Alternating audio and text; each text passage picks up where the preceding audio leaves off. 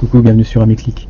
Donc l'étain joue un rôle crucial dans diverses applications industrielles. C'est sûrement l'un des métaux les plus stratégiques actuellement et pour les années à venir, en particulier dans la transition énergétique, dans l'évolution du numérique et donc de l'électronique, qui est de plus en plus présent, et dans les industries émergentes comme l'automobile électrique, tout ce qui a besoin également massivement d'électronique.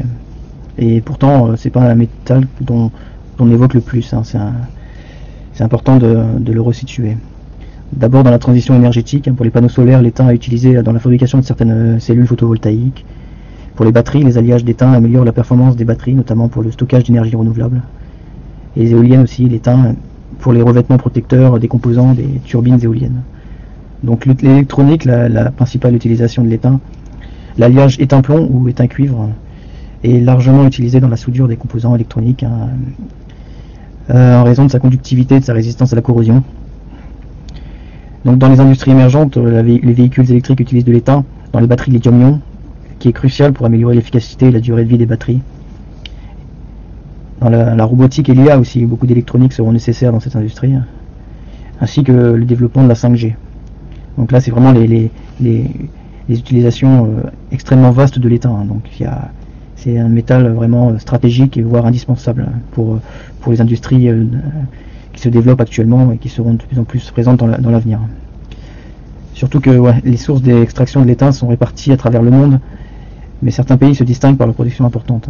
C'est important de savoir cela pour l'investissement et aussi la géopolitique. Donc les principaux pays producteurs sont la Chine, qui est le plus grand producteur mondial, avec des mines importantes dans la province du Yunnan. Mais la Chine exporte peu les métaux stratégiques, hein. Donc l'Indonésie, un autre grand producteur, surtout sur les îles de Banda et Belitung. Le Pérou, important producteur. La Bolivie, la mine de Uyuni est l'une des plus grandes mines d'étain du monde. Le Brésil aussi dispose de gisements d'étain importants, et ainsi que d'autres pays comme la Malaisie, la Thaïlande, la Russie, l'Australie font partie de la production mondiale. La demande est croissante, comme je l'ai précisé au début, notamment en raison de son utilisation multiple dans l'électronique. Et pourtant sa rareté commence à se faire sentir, même s'il n'est pas considéré comme extrêmement rare, mais sa concentration dans la croûte terrestre est relativement faible. Cela rend l'exploitation des nouveaux gisements plus difficile, donc il y a une raréfaction des bons gisements d'étain.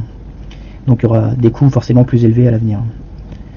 Donc ce qui signifie que de nombreuses mines auront besoin d'être mises en fonctionnement, mais cela appellera une augmentation du prix. De toute façon, on y passera. Les défis d'approvisionnement aussi.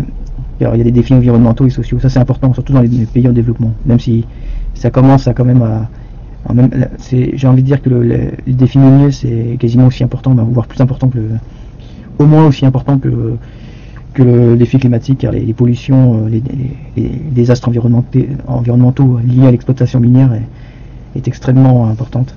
Donc il y aura sûrement des restrictions liées à ça. Et il reste quand même le recyclage. Le recyclage d'étain devient aussi une source importante, contribuant à réduire la pression sur les mines et l'environnement. Donc tous ces facteurs font de l'étain un métal qui m'intéresse particulièrement, et je vais aussi prochainement essayer de partager, je vais partager plusieurs analyses d'entreprises minières d'étain.